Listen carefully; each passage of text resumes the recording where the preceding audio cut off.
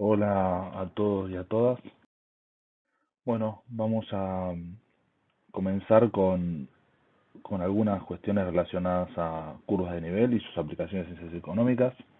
Este corresponde a la primera parte de Análisis Matemático 2 y básicamente lo que vamos a hacer en esta breve presentación es considerar algunas cuestiones previas o preliminares que necesitamos saber para poder encarar el problema de las curvas de nivel, y ellas básicamente se refieren a la representación gráfica en el espacio de funciones de dos variables independientes y obviamente las intersecciones que generan estas superficies en el espacio con los ejes cartesianos y con los planos coordenados. Eso también se denomina trazas de las funciones. Este trabajo algebraico y geométrico nos va a dar origen a entender un montón de fenómenos que después uno puede utilizar esta matemática para eh, hacer un análisis económico dentro de distintos modelos. Inicialmente en teoría microeconómica, pero que luego también tiene importancia a nivel de teoría macroeconómica y algunas otras aplicaciones de ciencias económicas. Bueno, antes de empezar, vamos a formalizar la expresión con la que vamos a trabajar a lo largo de Análisis Matemático 2. Nosotros vamos a trabajar con este tipo de funciones, z como función de x y de y, donde nosotros vamos a decir que x e y van a conformar a el conjunto de información que ingresa a la relación funcional f y que da lugar a, luego de esa transformación, va a generar a z como imagen de esa relación funcional. Recordemos que esto lo vieron en materias previas. Una relación funcional es aquella que toma elementos de un conjunto de dominio. En este caso nosotros vamos a identificar al dominio como un subconjunto de R al cuadrado. ¿Por qué R al cuadrado? Porque tenemos dos variables independientes. Entonces nosotros asignamos aleatoriamente, o sea, no aleatoriamente en el sentido estadístico, sino que es arbitrariamente, información X e Y que ingresa a la relación funcional f y nos devuelve un valor z como imagen, y ese valor z tiene que ser único para que exista esa relación funcional. La importancia de la unicidad en ciencias económicas radica en que claramente uno no puede tener dos imágenes distintas para la misma combinación X e Y de información, porque si uno lo piensa desde el punto de vista económico, lo que estaría sucediendo entonces es que, por ejemplo, para una determinada unidad productiva, es posible realizar dos cantidades de producto distintas con la misma combinación de insumos. Si esto fuese así, entonces el análisis económico sería arbitrario, en el sentido de que, bueno, bajo qué condiciones se produce una u otra salida. Si uno lo piensa desde el punto de vista más físico, es todavía más intuitivo. Digo, esto es como si yo dijese que la posición de una determinada, de un globo en el espacio, es la posición z, y eso depende, no sé, del tiempo y de la velocidad o lo que fuera, ¿no? No vamos a entrar en detalle físico, estamos estudiando economía. Bueno, sería como que a un momento determinado del tiempo y con una condición particular de velocidad, bueno, el globo puede estar en dos lugares distintos al mismo tiempo. Esto ni física ni económicamente tiene ningún sentido. Bueno, este tipo de expresiones las vamos a trabajar a lo largo de todo el cuatrimestre, y esto es lo que identifica Análisis Matemático 2 respecto a Análisis Matemático 1, donde ustedes tenían solamente una única variable independiente. Acá tenemos dos variables independientes y eso genera una variable dependiente o salida de los modelos.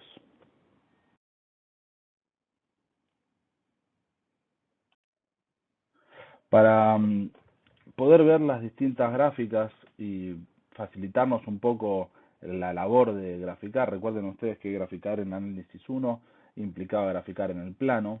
Nosotros en análisis matemático 2 vamos a graficar en el espacio, en el caso de que tengamos que hacerlo. Y esto a mano alzada es un poco engorroso y además, bueno, requiere cierta destreza por parte del analista, pero tenemos herramientas online como la que nos provee GeoGebra de manera gratuita, donde podemos ingresarles una función y ver lo que sucede cuando uno ingresa esa función. Bueno, la web es esa. Si uno cliquea ahí donde dice graficadora 3D, si no está la calculadora gráfica también. Es muy intuitivo, realmente. Lo que se hace es utilizar, directamente pueden utilizar el panelcito ahí abajo. Por ejemplo, yo ahí voy a poner la gráfica de un paraboloide. Mientras lo va dibujando va apareciendo y bueno, después la herramienta me lo permite rotar, observar. Bueno, ustedes ven ahí por ejemplo que el paraboloide ese particular está apoyado sobre el origen. Bueno, se lo puede acercar, alejar. Es una herramienta muy versátil que me permite darme cuenta claramente las intersecciones con los planos, claramente las intersecciones con los ejes, inclusive se las puede delimitar y todo. Bueno, les dejo para que examinen la herramienta, se diviertan utilizando algunas expresiones funcionales que les quede cómodas. Bueno, dentro de este análisis entonces introducimos la cuestión relacionada a curvas de nivel. Para el análisis económico, las curvas de nivel representan una herramienta muy versátil y particularmente nosotros vamos a considerar que una curva de nivel entonces es la representación gráfica de lo que sucede cuando uno intersecta una superficie en el espacio con un plano coordenado XY a distintos niveles Z. Entonces, si uno lo extrapola a un espacio físico, lo que estaríamos diciendo es, bueno, existe una superficie en el espacio, por ejemplo, el espacio de un aula o el espacio de un recinto, y uno lo que hace es, con planos paralelos al piso, a distintos niveles de la pared, y eso, cuando me refiero a la pared, me refiero al eje vertical de Z, va intersectando, como muestra este dibujo, ¿no? los distintos niveles de Z, a distintos niveles de Z, la gráfica que tenemos. Obviamente que si uno después observa ese plano desde arriba, lo que queda representado, bueno, esa es la curva de nivel de la función. Entonces, la curva de nivel nos permite a nosotros tomar como distintas fotografías, si uno quiere, de la gráfica en 3 dimensiones y llevarlas al plano. Eso es lo que se muestra en este dibujito como C, que es la curva de nivel, y en el subíndice ese Z igual a K1 significa que estamos tomando el nivel K1 sobre el valor de Z, que es nuestra altura. Esto a nosotros nos permite trabajar con funciones en 3 dimensiones, que en ciencias económicas es complicado porque el dibujo es más difícil de entender, trasladarla a un dibujo que sí nos queda cómodo a los economistas, que es el dibujo sobre el plano. Un ejemplo concreto y sencillo que tenemos de esto es lo que sucede, por ejemplo, con un paraboloide, como el que acababa de dibujar en un par de slides atrás con la herramienta GeoGebra. Es exactamente el mismo que yo dibujé antes. Ese paraboloide, si uno lo corta a distintos niveles de Z, lo que produce son círculos concéntricos, como está expresado en este dibujo de aquí. Lo que nosotros vemos entonces claramente es que la intersección de cualquier función con un plano es parecido a las trazas de la función. Ahora, las trazas de la función nosotros lo tenemos con los planos coordenados, es decir, con el plano XY, con el plano YZ o ZX. Bueno, este es el caso puntual de la intersección con planos paralelos al plano coordenado XY a distintos niveles de Z, pero no deja de ser, esa curva de nivel no deja de ser lo mismo que nosotros hacemos con la intersección con planos, es decir, con las trazas de una función. Es decir, que son trazas con una orientación particular, con una expresión particular que es a distintos niveles de Z. Cuando uno intersecta cualquier función con planos coordenados, lo que espera ver en el plano es una función parecida a la que ustedes veían en análisis 1. Es decir, que no espero puntos, sino que espero líneas, curvas. ¿Cómo se obtienen estas? Bueno, simplemente igualando, digamos, colocando el valor de Z, en el valor de Z, el nivel que uno quiera obtener. El nivel que yo quiero obtener, por ejemplo, es Z igual a 0, en cuyo caso, entonces, cuando reemplazo, me queda X más X al cuadrado más Y al cuadrado igual a 0. Bueno, esto es un círculo, una circunferencia de radio 0. Una circunferencia de radio 0 es un punto, es el punto en el origen, que estaría aquí. ¿sí? Cuando yo coloco z igual a 1, bueno, tengo un círculo de radio 1. Cuando coloco z igual a 4, tengo un círculo de radio 2. Recuerden ustedes que lo que está igualado a derecha en una expresión de tipo circunferencia es la raíz cuadrada, digamos, el radio al cuadrado, o sea que para calcular el radio tengo que calcular la raíz cuadrada de lo que está ahí, por eso es que elegimos estos números.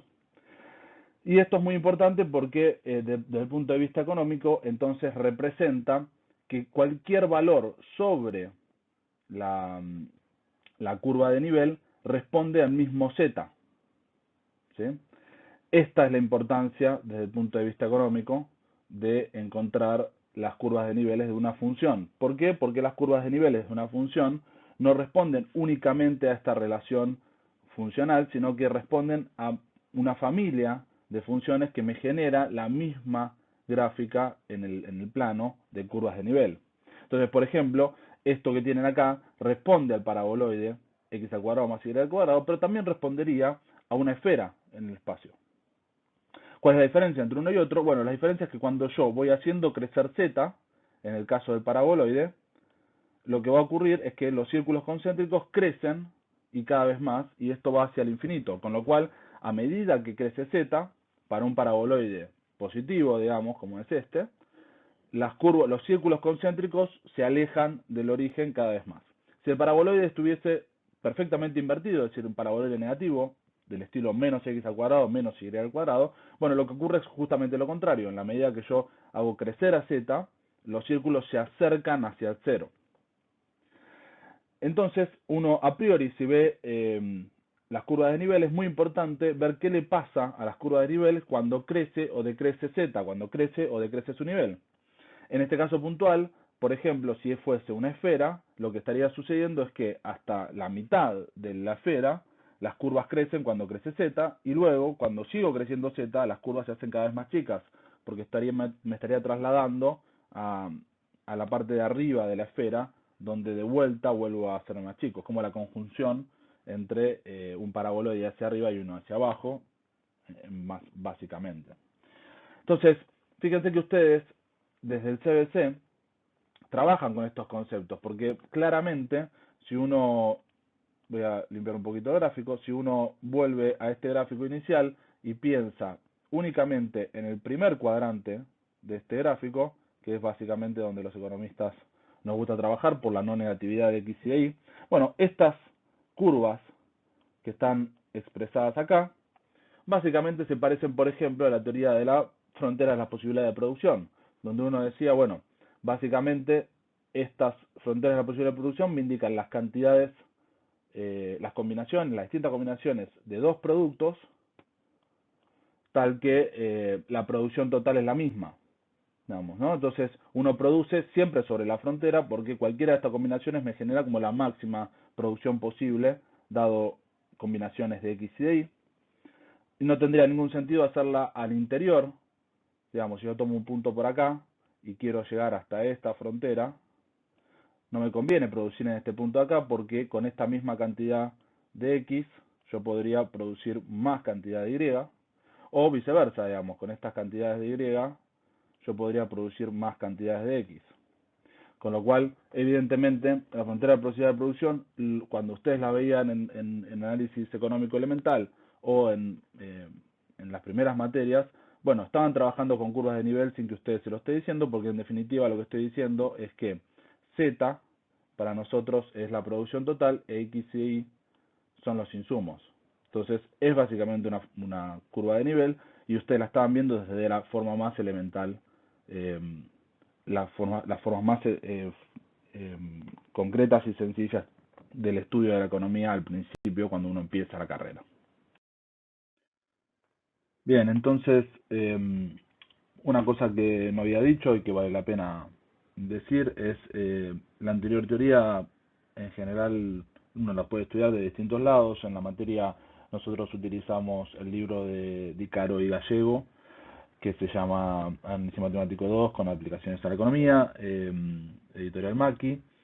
Este libro en esta parte es muy claro y muestra ejemplos y gráficas muy interesantes, así que toda la teoría anterior y la fundamentación, está muy bien explicada ahí. Este video tiene como objetivo motivarlos de alguna manera y que permitirles a ustedes que la lectura del libro sea un poco más amena, explicándoles conceptos que por ahí no están claramente en un libro, es más difícil de identificar.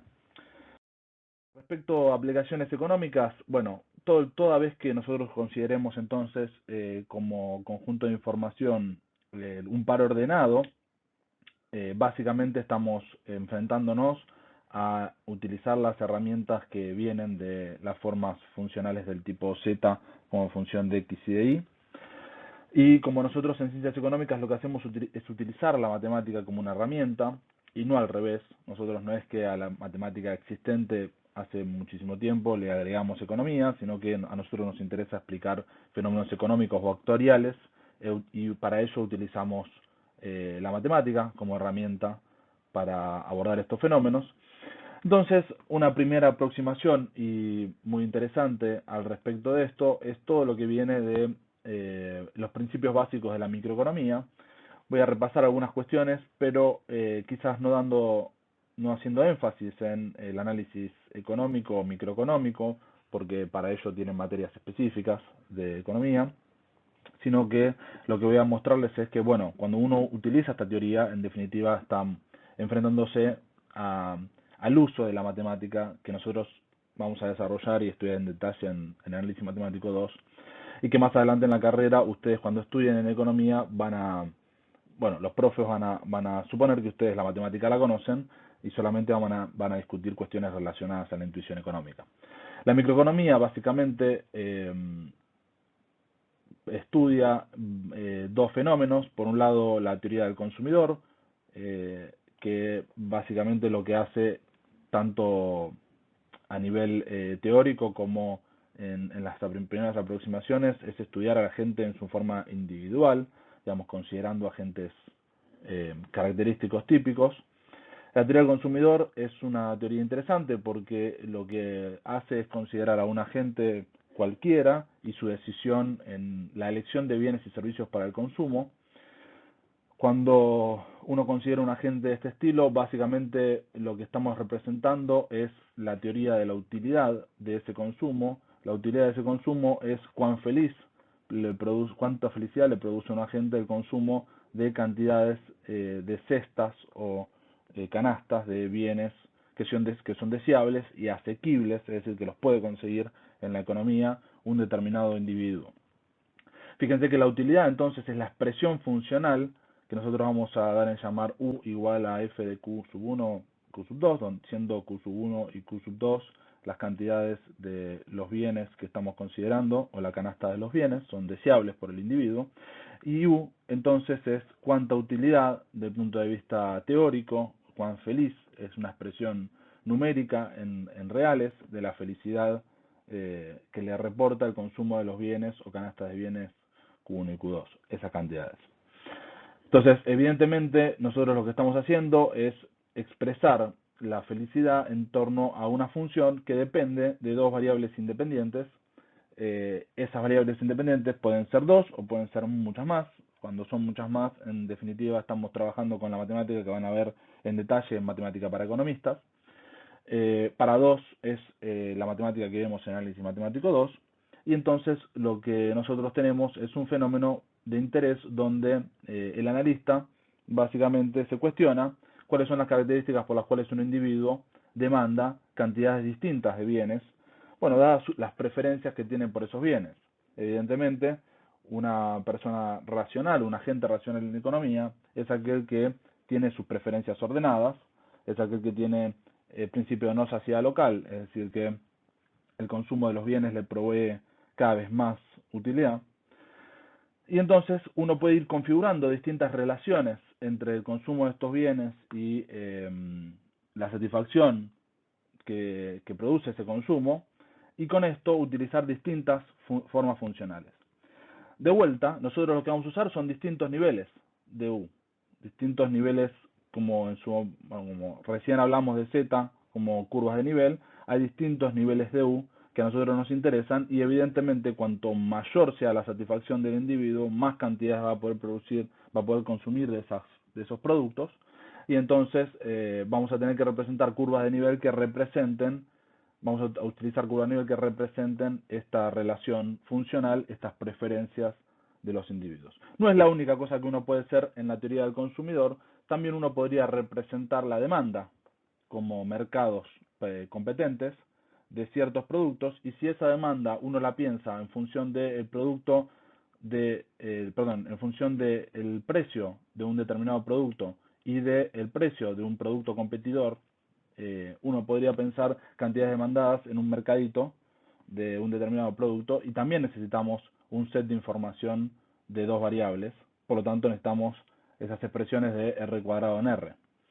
Lo mismo ocurriría si yo, por ejemplo, quisiese expresar la demanda de un determinado bien considerando el precio de ese bien y el ingreso de los individuos. Entonces, evidentemente, a distintos niveles de precio del bien y a distintos niveles de ingreso de los individuos, bueno, se van a producir distintos efectos sobre la demanda. Ahora, evidentemente, de cualquiera de estas dos expresiones nos van a interesar funciones de tipo z como función de x y de y, pero en este caso le llamamos d. Ahora, no cualesquiera, porque evidentemente si las curvas de nivel de esa función z fuesen curvas de nivel crecientes, entonces, bueno, uno claramente se da cuenta que esto puede ser raro desde el punto de vista económico, porque nosotros en general consideramos curvas de demanda decrecientes, con pendiente decreciente. Bueno, esta es una primera aproximación, es una intuición, es simplemente para mostrarles que no cualquier función en definitiva sirve para el análisis económico en primera instancia, y en segunda instancia es la importancia de entender el fenómeno económico y utilizar la matemática para poder generar una herramienta de persuasión y poder discutir el fenómeno desde un punto de vista más sólido, donde no discutimos intuiciones, sino que trasladamos la discusión económica con herramientas matemáticas que nos permitan tomar decisiones o explicar el fenómeno de una manera sólida. Luego, la teoría microeconómica estudia en detalle el problema del productor. Bueno, y acá tenemos básicamente distintas cuestiones a considerar. En primer lugar, la producción respecto al consumo son dos fenómenos claramente distintos. Acá también tenemos como productores agentes individuales, unidades productivas, empresas, llamémosla como querramos, donde básicamente esas empresas se enfrentan a un set de información en la naturaleza que son los precios a los cuales no gobierna si el mercado es un mercado de competencia perfecta, es decir, que toma precios de la economía, ya sea para sus insumos o ya sea para la cantidad de bienes a vender, digamos, se producen los bienes con una determinada función de costos, pero no tiene la posibilidad de elegir ni el precio de sus insumos, ni elegir a qué precio vende ese bien en un mercado de competencia donde existen infinitos demandantes, infinitos oferentes, en donde el precio se conforma vía las leyes de Walras por oferta y demanda pura. Pero bueno, tanto la función de ingreso, que puede uno considerar para la producción de cantidades Q1 y Q2 de distintos bienes, como la función de costos, que depende para producir estos dos bienes. Bueno, en cualquiera de ellas, si yo considero dos bienes, estamos utilizando funciones de tipo z igual a f de x y de y. La función de costo total, por ejemplo, también puede considerar este mismo tipo de expresiones porque el costo fijo es un número, con lo cual, bueno, en definitiva, estamos utilizando funciones con dos variables independientes de la misma manera. Pero lo que nosotros decimos es, bueno, esencialmente la teoría del productor es una teoría un poquito más compleja porque las decisiones que toma el productor dependen de un montón de cosas. Por ejemplo, insumos de la producción, por ejemplo, si uno considera factores productivos del estilo capital y trabajo, esto tiene remuneraciones específicas y tanto el capital como el trabajo tienen modelos detrás de esto donde se forman los precios de los trabajadores, del salario de los trabajadores, y eso es toda una teoría completa dentro del análisis económico, o lo mismo sucede con el análisis del punto de vista de los insumos o de los costos de producción. Entonces, evidentemente, el productor se enfrenta a un desafío mayor, que es producir con una determinada tecnología, ser eficiente y llevar al mercado el producto de manera tal de que el precio al cual el mercado se vacía o las condiciones a las cuales se vende ese precio le sean favorables a su esquema de producción. Es decir, que el productor maximiza sus ingresos a la vez que minimiza sus costos, y esto sucede cuando se maximiza el beneficio desde el punto de vista teórico. En cambio, el consumidor únicamente se enfrenta a la dificultad de maximizar su bienestar, entendiendo que tanto su ingreso como el conjunto de precios de la economía no son variables que gobierna o que domina ese individuo, con lo cual, evidentemente, eh, la decisión de consumo depende de sus preferencias. Básicamente la teoría de preferencias, y esto es un simple análisis en las materias específicas de microeconomía, van a ver en detalle, lo que, lo que decimos es en el mercado con información completa, los consumidores tienen información total acerca de lo que va a ocurrir cuando cada uno de ellos decida consumir unidades de determinados bienes o canastas de bienes. Y esa decisión únicamente va a estar mediada por la preferencia del individuo o la indiferencia como concepto desde el punto de vista matemático, en la cual se establecen las relaciones de preferencias de ese consumo y la racionalidad del individuo en términos de elegir esta canasta de consumos. Todo eso está representado muy claramente por una función de utilidad que nosotros vamos a considerar como U como función de X y Y, siendo X y Y canastas de bienes asequibles, digamos, cualesquiera para el consumo. Y entonces lo que uno dice es, bueno, esta función, que es una función en el espacio, tiene distintas curvas de nivel, y una función económica del tipo utilidad tiene curvas de nivel que vamos a llamar curvas de indiferencia. Estas curvas de indiferencia representan todas aquellas decisiones de consumo que proporcionan al consumidor el mismo nivel de satisfacción, y esto es claro, es el concepto de curva de nivel, donde a un nivel de U determinado uno tiene una gráfica, ¿sí? Una curva bien comportada desde el punto de vista de la teoría de la indiferencia, lo que me dice es que estas curvas tienen a distintos niveles de X y de Y, a distintas combinaciones de X y de Y, por ejemplo acá representadas por la combinación A o la combinación B, todas ellas, cualesquiera sobre la curva roja, me identifica la misma utilidad porque es la curva al nivel U que estemos considerando. Si yo quisiese alguna otra utilidad, evidentemente tendría que tomar otra curva de nivel. Si la curva de nivel es normal, la curva de indiferencia es normal, tiene distintas características que a nosotros nos resultan importantes. La primera de esas características es que esa función tiene curvas de nivel decrecientes, con pendiente negativa. ¿Y esto por qué es así? Bueno, porque si yo quisiese consumir más cantidad de X, evidentemente tengo que consumir menos cantidad de Y. No existe la relación económica en la cual yo, dado dos canastas de bienes en la naturaleza, pueda consumir más de una y de esa manera consumir más de la otra. Claro que tengo que hacer un sacrificio entre una y otra, dado el set de precios y mi ingreso en la economía. Entonces esa relación básicamente hace que la curva de nivel sea con pendiente negativa. La segunda cuestión es que las curvas de nivel crecen en el sentido noreste, noreste. Es decir, que si yo tomo distintos niveles de U, lo que está ocurriendo es que cuando crece U, las curvas de nivel se alejan del origen, ¿sí? O sea que esta U de acá, respecto a esta U de acá, que llamemos U', es tal que esta es de menor utilidad que esta, ¿sí? Y esto es así porque claramente cuando me alejo del origen puedo obtener mayores cantidades de Y y de X, combinaciones de mayores cantidades, y por principio de preferencias y además por cuestiones económicas elementales, más la monotonicidad de estas preferencias, más es mejor, con lo cual evidentemente cuando puedo obtener mayor cantidad de X y de Y, bueno, estoy más feliz por lo tanto crecen en ese sentido. Entonces yo tengo que encontrar una función de utilidad tal que sus curvas de diferencia en principio tengan pendiente negativa, en principio crezcan en este sentido.